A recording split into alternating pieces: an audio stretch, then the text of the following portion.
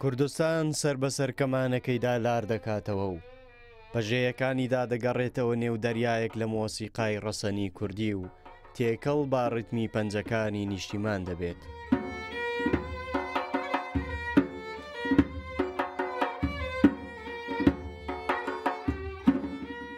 لە شارۆچکەی ڕەبەتی ڕۆژهەڵاتی کوردستانەوە هاتوون و لە خانوویەکی سادەی باشووری کوردستان گێرساونەتەوە.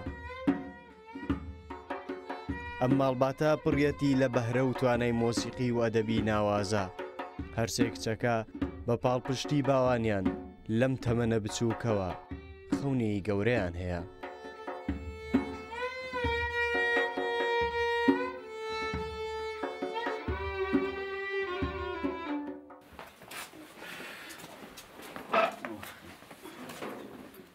ئامێرە مۆسیقیەکانیان هەڵدەگرن و ڕوو لە قشڵەی کۆیە دەکەن.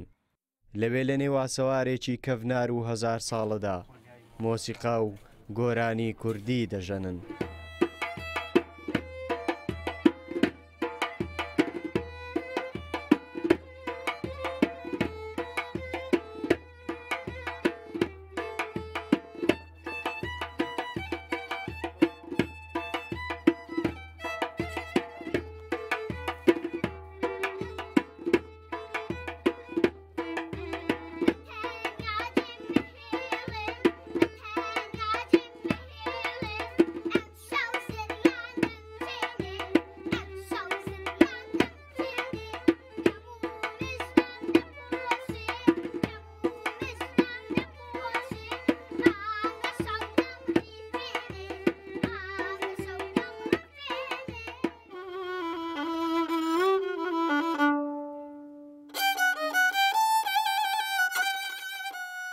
کوردستان تەمەنی 14 ساڵە و لەگەڵ نیشتیمانی 11 ساڵان و ئاڵای 8 ساڵان گۆرانی بۆ خەمی جێهێشتنی وار و زێدی خۆیان دەڵێنەوە. لە ڕۆژهەڵاتی کوردستان من توانیم لە کتێبەکانی ئێرانیدا یانی کلاسیک تابەشێکی زۆرم لێدا، سوزوکیش 3 کتێبم لێدان و ئێرانی زۆر باش چوومە پێشەوە تا ئەو کاتێ یەک کتێبم مابوو، بەڵام بەداخەوە ئەو قاچاق بووین و نەمانتوانی دەنا بە 6 مانگی کێمە کارەکەمان هەل دەبوو. تەنها بەس یەک کتێبم مابوو بۆ کە موسیقی ئێرانی تەنیا گۆشەکانی بناسم لە ڕووی ئاکادمیەوە تەواوێکم و ئیتر دەمتوانی مەدرێک وەربگرم و دەرس بڵێمەوە. کە هاتمە ئێرە زۆر بەدوا کەوتمە دوام ئەو وەسیحە کەوتم کە مامۆستایەکی باش ببینمەوە کە توانای گوتنەوەی ئەو دەرسەی هەبێ، ئەو سەبکی ئێرانی و کوردی پێم بڵێتەوە بتوانم درێژە بدەم بەکار هونەریەکانم. هەتا ئێساش بە دوواداچوونی بۆ دەکەم، بەڵام بەداخەوە تا ئێستا کەسێکی وامان بۆ پەیدا نەبووە کە مامۆستایەکی باشم بۆ پەیدا نەبوو کە یارمەتیم کا کە درێژە بدەم بە موسیقی لە ڕوو ئاکادمیەوە ئەوەندەی کە مامە بخوێنم.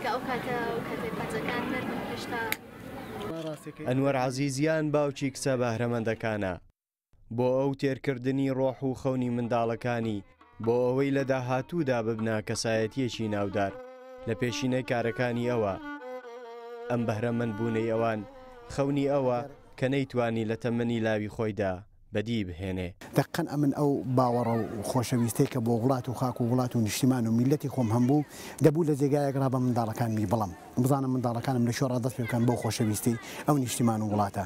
هاتم دنیای موسیقی و ئەدەبیاتم بەڕاستی ناڕاستە و خۆ لە مێشکیاندا دەتوانم بڵم تەسویب کرد و لە مێشکیاندا بۆم کردن بە پرسیار و ئەوەش کە زۆر جار بۆ خۆم گۆرانیم دەگوت زەمزەمم دەکرد، شعرم دەخوێندەوە، کوردستان نیشتیمان ئاڵاداهاتن لە پەنامدا دەنیشتن. ئەو کاتی ئەمن لە ژیانی خۆم ڕازیم، ئەو کاتە لە ژیانی خۆم ڕازیم کچەکانم بتوانم لە نێو دنیای هونەردا بیان بینمەوە بە سەرکەوتووی عیلم و هونەر پێکەوە درێژە بدەن بۆەوەی لە ژیانی تونند و تیژی بۆەوەی لەگەڵ حورمەت و لەگەڵ خۆشەویستی پێشدا وڵات و میلەتی خۆیان دوای جیهانی ئینسانیەت تێکەڵ بن.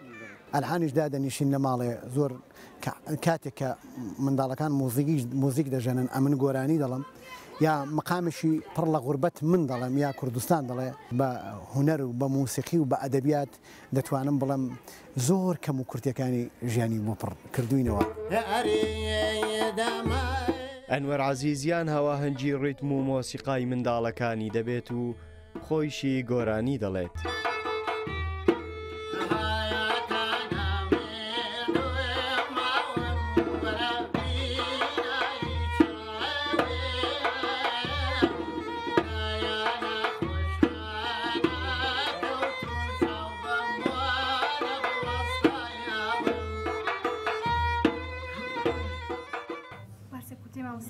ئازادیاوە دەژەنێ.